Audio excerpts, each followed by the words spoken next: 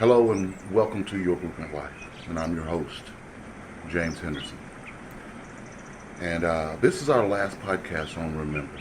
And today's question for you is, how will you be remembered? Since this is going to be our last time or last chance to talk with you in this series, I want to make sure that you get something out of it, okay?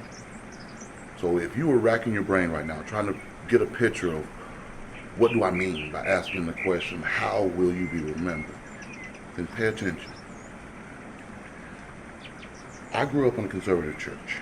As a child, I would pay attention to some details that many others wouldn't. Take, for instance, the men were always wearing suits and suit coats and jackets, while many of the women were also wearing solid colored dresses that covered all the way down, if not past their lower leg. But one particular woman that I remember very clear is Miss Vesta McLean.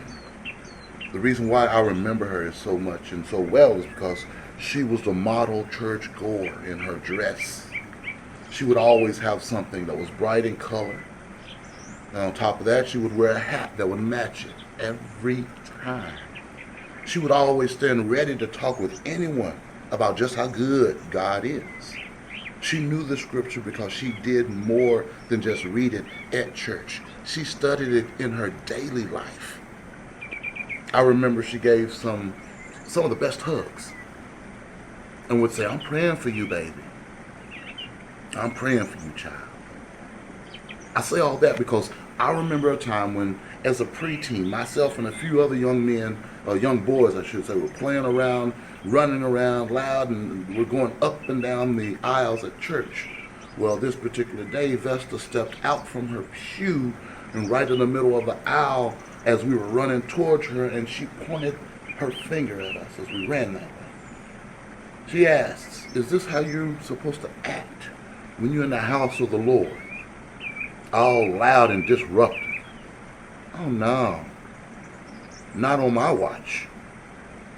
Y'all need to go and sit down somewhere before you get the business end of this cane." That was the last time I ever ran in the church. Some years back, I heard about her passing and was visiting with another one of those young men that was running that day, now adults.